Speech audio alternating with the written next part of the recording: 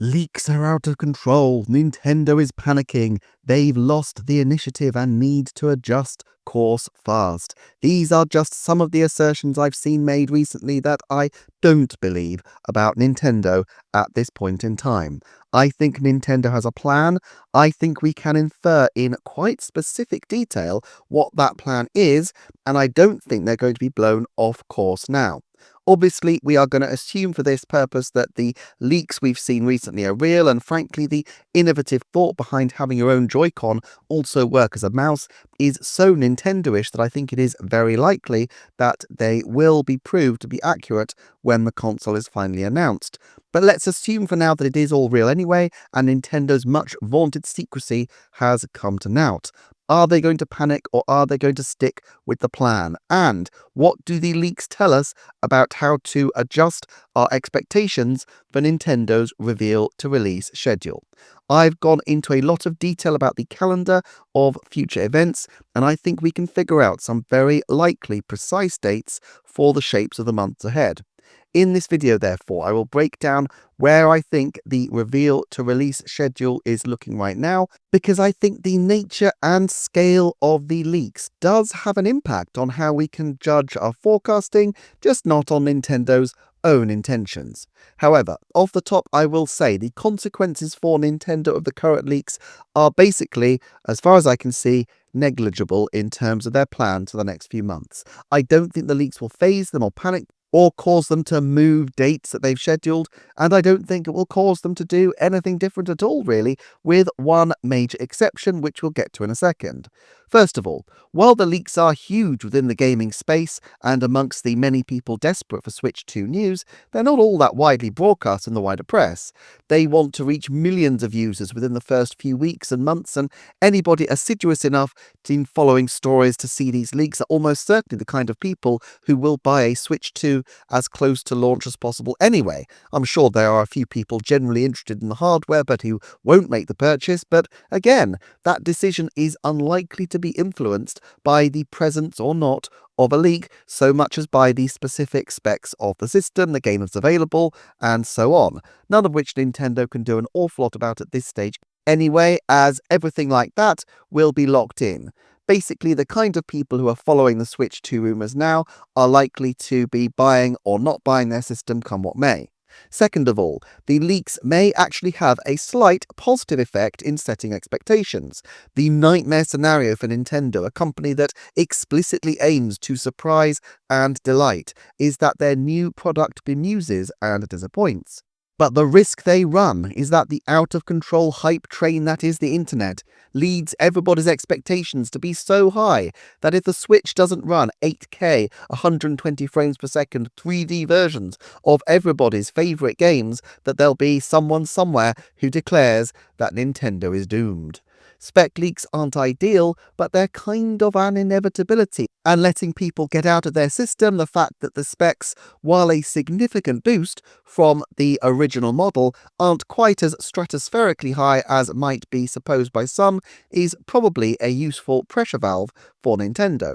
As for leaks of the actual design and look, while Nintendo does suppress what it can, it still has to patent information and it still has to manufacture products. So while they will, as a matter of good practice, try to keep leaks to an absolute minimum, that price must be factored in. Now, here's where there is an exception. You see, with the original Nintendo Switch, they did have patents out there already that kind of spoiled what it was, but the actual production had probably not started at this point when they unveiled their first advertisement, and so we didn't see a consistent drumbeat of leaks prior to the announcement of the console. And this was good because the first Switch was, frankly, odd. It was genuinely different from anything that had been on the market at this point. It was, after all, the first hybrid console, and it was a sideways step from the Nintendo DS and Wii console series, which had carried Nintendo through much of the prior decade and a half. The concept of the dock, of the Joy-Con, of the portability, of the snap, all of these things needed to be introduced to the general consumer because it was all brand new. That doesn't appear to be the case now, as it seems that we're looking at an iterative console more in the vein of the Super NES. Like the Super NES, it has improved power, but also they seem to be refining the controls while sticking to the broad footprint of what made the prior console so successful. That's not to say they can't surprise us. The mouse features, after all, are a real surprise and yet a delightful addition. But the whole concept of the console doesn't need to be explained afresh, and that's actually the first time for a while for a Nintendo launch. Wii and Wii U were very different from each other and from anything that had gone before. The 3DS was iterative in a sense, but the 3D technology was so strange and new that they needed to announce it very early, so they had plenty of time to acclimatize people to the fact that something quite different and exciting was coming. I think if we were getting the Switch typhoon that turns raindrops into living holograms, they'd have given us a bit more warning by now. On the other hand, turning the Joy-Con into a mouse feels on the scale of the shoulder buttons on the Super NES. A great innovation, but perhaps not a drastic shift in the console's core purpose. I fully expect the new system to be more user-friendly in lots of ways. They've had 8 years to consider how to refine the look, the feel, the menus, everything. But it doesn't appear at this stage that there's anything strange enough that people second-guessing it from leaks could trouble Nintendo over much. You see, the people who really need the launch to be airtight is the marketing department. Ultimately, in a few weeks' time, we won't remember the specifics of which leak came out when and how, but we will remember the launch trailer, the first reveal, the first time each feature was announced. All of that will become as iconic as the original Switch trailer was back in the day. Now, they want to do a steady drumbeat of social media attention, so it may snuff out discussion if people go, yeah, that's just as I thought, but realistically, that's unlikely to be the case. In fact, Nintendo is very good at passing out just enough information to satisfy, but still withholding enough key information that people will be puzzled, and it opens the door to speculation. And of course, they want to showcase games alongside, probably including some oblique teases. I promise you that when the Switch 2 is revealed, nobody is going to be saying, yeah, that's all the information I could ever want, Nintendo. Close down YouTube, conversation over. No, I think Nintendo's social engagement is safe, and that's probably because, as I've covered before, there's an art to when to rest on publicity and when to rely on flat-out advertising. Publicity, such as social media, word of mouth, is great until a product launches, but advertising is proven to be more effective afterwards, which also has an interesting corollary that the less innovative a product, the shorter the hype cycle needs to be in order to condense the publicity window down. There's simply much less to explain. Obviously, game hype will still do well, but Nintendo probably can't go radio silent for the longer periods they've been doing in the last year or so. They need to keep that trail of breadcrumbs of reveals and hype moments going. I don't think it will take much. There'll be a tidal wave of third-party games to announce. Plus, Nintendo will definitely want a robust game lineup, so they will have all of those to explore and announce.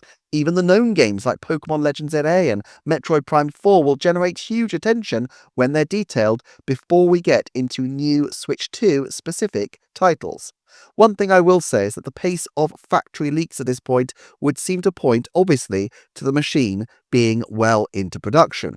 We have expected that it is for some time now, but we know more, and more to the point, it seems to be quite an extensive production. It could be that we're getting things from the same sources, but likely we're looking at multiple people with access, and it would seem that we're at least in the second month of manufacture. Now, I've talked about the considerations around a reveal to release cycle before. PlayStation 5 Pro had a mere 8 weeks, and the Switch Lite and Switch OLED also had just over 2 months lead time. If Nintendo really wants to compress its hype cycle down, they could still release with this kind of window. And actually, because it's in production now, it no longer really matters when they announce, because the announcement is not likely to have any bearing on the likely release date. Nintendo wants to have stockpiles as part of their anti-scalping strategy, sure, but as I've covered in previous videos, they used to start stockpiling in August for a holiday sales window that really cranks up in November. That's 3 months. Now granted, this is a new console and it's likely that there will be some teething problems with manufacture, but they're not releasing into a holiday window like the PlayStation 5 was.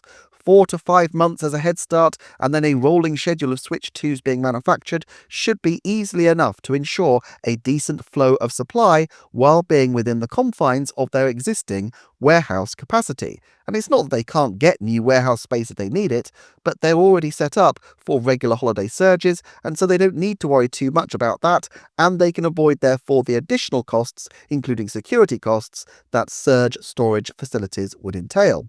Also bear in mind, even though the Switch 2 is likely to be larger than even the Switch OLED, with the reduced packaging sizes in recent years, it is likely to take up less space than the Wii did. The Wii was 10,450 cubic centimeters. The Switch OLED is just 5,460 cubic centimeters. Even if we assume that the new system is bigger and they can't mitigate this any further with clever packaging design, I think it is very likely that the new system's package volume will be less than the Wii, and I'd say most likely the window will be 6,000 to 8,000 cubic centimeters for the base system on its own. In other words, they could store about 1.5 times the number of Switch 2s compared to the number of Wiis that they could have on hand at the absolute top of that console's life, just because of clever innovations in packaging design over recent years. Plus, to some extent, the fact that having a massive box on the shelf at retail is less impressive in a time period where people tend to shop online more. Now, of the reveal, I've already said that I do not expect to see it before Donkey Kong Country Returns HD releases on the 16th of January, and probably not immediately after either. There's the American inauguration on the 20th, and even later in that week, on the 23rd and the 24th, there is the Taipei Game Show. Clearly, this isn't as iconic as the Tokyo Game Show or the old E3 or many other major tech events, but it's still an event which had 300,000 attendees in 2023, and where Nintendo has had a display before, and moreover, other developers will have things to show. Square Enix last year had a Final Fantasy VII Rebirth live broadcast, and previously Bandai Namco and others have dropped trailers and reveals. Nintendo does not like competition in its publicity space, and tends to wait until the dust settles on these kind of events. Even during the June window, where often a lot of things are announced, they tend, if they can, to go last. If they announced on the 22nd, there's a decent chance that they could get scooped for attention the very next day by a different company announcing something at the Taipei Game Show, and that's not something I see them wanting. I maintain, therefore, that the sweet spot for a release is the 7-day window prior to the investor briefing on the 4th of February. Could it be the actual day of the briefing, though? The previous 2 investor meetings have had characteristic "this is Furukawa" announcements alongside after all. Both the Switch Lite and the Switch OLED were introduced to the world in the second week of July, though, weeks before an investor briefing, while the original Switch trailer was closer to the meeting, but a clear 7 days before it. I would suggest a drop alongside the meeting might not be preferable here. After all, if the intent is to keep investors happy and informed, ambushing them with this big news and then expecting them to think of questions to interrogate the company on the spot may not be wise. Nor would Nintendo want their new product to be sharing column inches with whatever questions are raised by investors.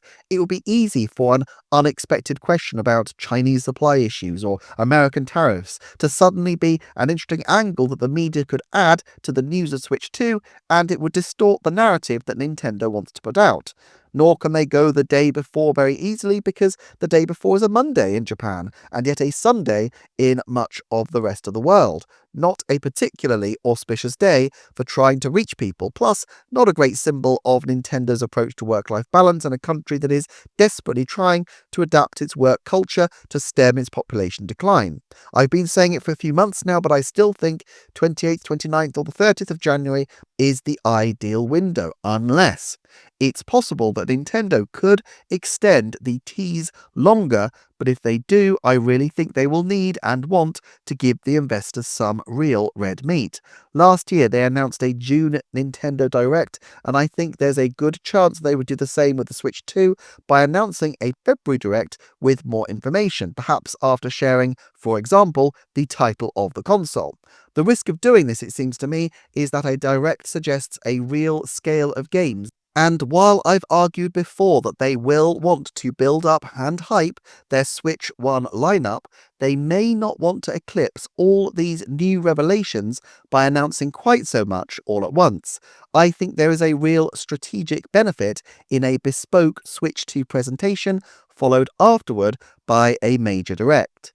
But they can't really do a direct much later than mid-February without bumping into the Pokemon Presents, to which they'll want to give at least a week and probably 2 weeks clear either side. They're not going to want to announce anything between then and Mario Day either. Mario Day is much broader than just video games, and Nintendo will doubtless have many partners who will want their own wares promoted, whether that be Lego, film, toys, or other items that fit with Nintendo's current IP expansion strategy. And after Mario Day, there's just 10 days before Xenoblade Chronicles X Definitive Edition, which hits that hype cycle. And after Xenoblade Chronicles X, there's just 10 days before the end of the month and the end of the financial year. Basically, I think a March announcement is very unlikely, and February has further complications. 11th of February is a national holiday. Generally, Nintendo's first Direct of the year follows a couple of days to a week after this date, depending on where it falls in the week. In this case, it falls on a Tuesday, so I think there is a fair chance that the 13th of February could be a direct slot, but that's probably the only window that week. Push it to the following week and you're into the slipstream of the Pokemon Day announcements, and I think Nintendo will compress its announcement schedule if needed, but I don't know that they will if they can avoid it. And are they really going to want to have all their announcement eggs right together in one basket by doing a massive direct and a console reveal, followed almost immediately by a Pokemon Presents? Maybe, but if they want to split all of these announcements up a little, the console reveal would have to happen the week before, and that means only a few days after the investor meeting. Well, think about this from an investor point of view. It's one thing to do as they did in May and announce a direct a month or so away with more information when your investor briefings are 3-monthly and you have explicitly confirmed that the next direct will not contain Switch successor information. I mean, Mario and Luigi is a great franchise and all, but I don't think the investment teams at Nomura Asset Management and the MUFG Bank were standing up in outrage in June going, "Mario and Luigi Brothership is coming to Switch, this changes everything." However, it's another thing to say to investors at the start of February, "We'll tell everybody next week or the week after, and hey, if you have questions about this massive market-sensitive move that we're making that will be hugely consequential for the future of this company, then we'll see you in 3 months." This just looks a little bit shady, and can you really imagine Shuntaro Furukawa doing anything that doesn't look 100% above board and shipshape? But with production at this point 2 to 5 months in, depending on how we judge the start date, although Nintendo does want a decent number available at launch, a very prompt release does now feel increasingly feasible. Sure, Sony began manufacturing PlayStation 5s as early as May 2020 according to the production information on the casing, a full 6 months before launch. Of course, this might not be the best precedent since the semiconductor shortages in 2020 meant that Sony, who presumably had contracted to enter production before the semiconductor issue came to light, did launch to a severe PlayStation 5 stock shortage. Still, if Switch 2 production started when leaks began in December, that would lend credence to a May or June reveal, even bearing in mind we know that Furukawa has discussed before the importance of having large stock to prevent scalping. Having said that, renders consistent with the current leaks have been around since September, suggesting that production probably did start in earnest closer to the September to October window. This would make a March or April release a lot more plausible, as it would make a 6 months advance window fit. But all the same words of caution that apply warning us of a March reveal also apply to a March release. True, over a year ago, I tipped a Mario Day weekend launch in 2025, and frankly, if not for some major events in Vietnam last autumn, it seems possible to me that that could have been their original plan. And it's true that they have at times shrunk the gap between releasing major titles down to as little as a week, so they could run Xenoblade Chronicles X close to a major release for something else, but usually they only do this in exceptional circumstances. For example, the Western release of Fire Emblem Warriors That title released right next to Super Mario Odyssey, but this was only in the West. The Japanese schedule was quite different. Xenoblade Chronicles X is a forward-compatible game, and what's more, it's exactly the sort of game they must hope that will have some legs sales-wise, so I don't see them dropping a massive new console right on top of it. And is it a launch day game? Well, I'm sure Monolith Soft could do a graphical crank-up mode that would make Xenoblade Chronicles X part of a suite of cool games that would showcase how the Switch 2 upgrades previous titles. Xenoblade Chronicles 3D, after all, was an early new Nintendo 3DS game showing the enhanced graphical capabilities of that system. But that was a title a few months after the revision, not a full-on launch title. However, I'm going to briefly quote my comments from a previous video regarding an April release. A couple of months ago, I said, I also don't think Nintendo will, for preference, want to release after Golden Week if it can help it. It's not that Nintendo always, or even often, has major games out for this window. In fact, April is generally a quiet month. But it's high profile for sales, and it coincides very roughly with the Easter holidays in the West. Actually, I would argue that the Golden Week game is usually the one released right at the end of March, which is often a major title for Nintendo. Animal Crossing New Horizons, Monster Hunter Rise, and others often taking this spot, including a number of titles with particular appeal in Japan, such as Kirby in 2018 and the forthcoming Xenoblade Chronicles X. It makes sense if you expect a huge crowd of people to be buying your products on day one to place the release a little ahead of time. Late April would not make sense as it's too close to the start of Golden Week on the 29th of April and also misses the Easter window in the West, with Easter this year on the 20th of April 2025. But releasing right before Easter is a bad move as well. Many countries with strong Christian traditions, including Germany, where Nintendo Europe is based, have laws mandating the closure of shops on Good Friday. Now, all of this is what I said a couple of months ago, but that was then, and I think those words still do broadly apply now.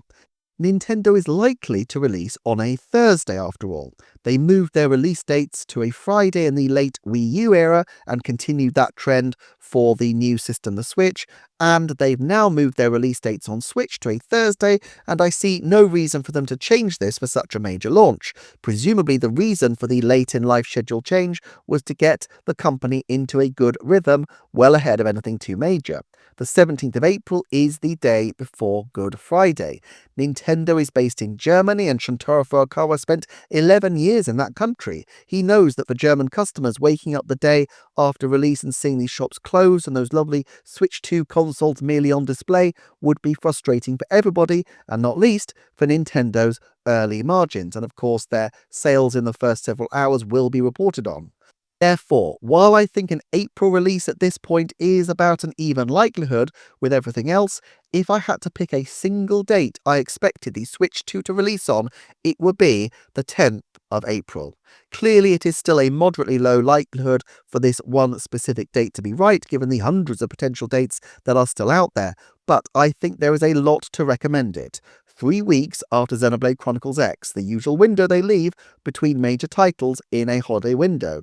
Early enough that they mop up the big-time Golden Week sales and have a very strong month before they head into the relative lull of the summer season.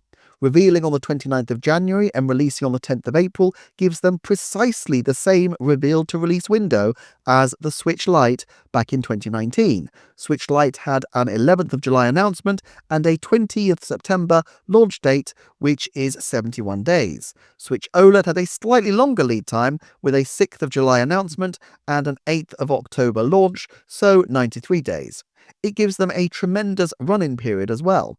I live in the UK, so I have no idea what exactly a Super Bowl is, but I do understand that it is one of the key events in advertising to the American market, and I think it has to be very likely that if the system has been announced before then, they will do something, especially given that they've had previous spots in the event during 2017, 2020, and 2021, the previous heights of sales for the Nintendo Switch.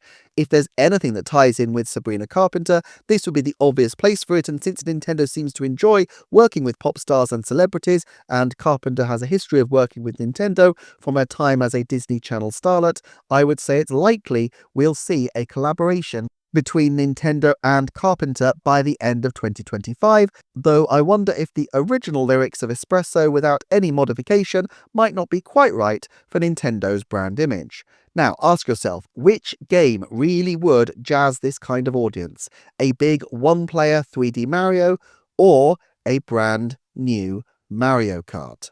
Obviously, this is one subsection of one market, but is a big subsection of a big market. A spring release for Switch 2 bolsters the likelihood significantly to me that we will see both 3D and kart flavors of Mario this year, and I think repeating the pattern of 2017 with Kart launching early and Odyssey closing out the year seems like it could be a good move. Granted, 2017 had the cover of a stronger core game title with Breath of the Wild in March, but between the likely strong third-party lineup and games like Pokemon Legends ZA and Metroid Prime 4 Beyond, plus the likely new announcements from people like Platinum, who just this week announced, using curiously Nintendo-ish phraseology, that they plan to continue to surprise and delight their customers, well, that alone nudged it up to likely to me that we will see a Platinum title reveal in 2025.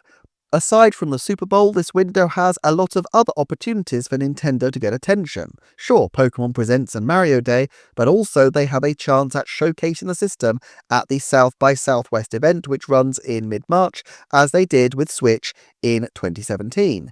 Nintendo can rely on hype to carry the day until April, and then they will have a solid run through early April to share their wares.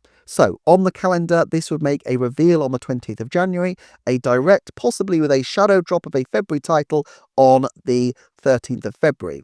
Remember, with the Switch 2 already revealed, Nintendo can go hard on Switch 1 stuff, and especially anything with a heavy online component will be important in terms of keeping people on the Nintendo Switch Online platform. Then they hit Pokemon Day, Mario Day, South by Southwest, and have a final intense week at the beginning of April before the launch on the 10th of April. Sell like crazy into the Japanese Golden Week holiday and approaching the Easter window in the West, and have some impressive news for the investors right at the beginning of May when the very early numbers come in. The meeting will likely be either the 6th or the 13th, though it's not yet announced. It's usually in the week after the Golden Week holiday ends. Then, with a stock of the launch games having shifted a bit after Golden Week, launch a couple more games to follow in May. Not necessarily all massive titles, as one could be a Switch 1 Kirby title, for example, but enough to keep momentum through the quarter. That, at least, is what I think is currently the most likely plan that Nintendo has. Of course, I may well be missing major things, so please do take to the comments to share your insight. Please also do check out the Patreon, where I have quite a number of exclusive videos, and if you like, share, subscribe and comment, I would be greatly appreciative. Thank you so much for watching, and I will see you next time for another Nintendo Forecast.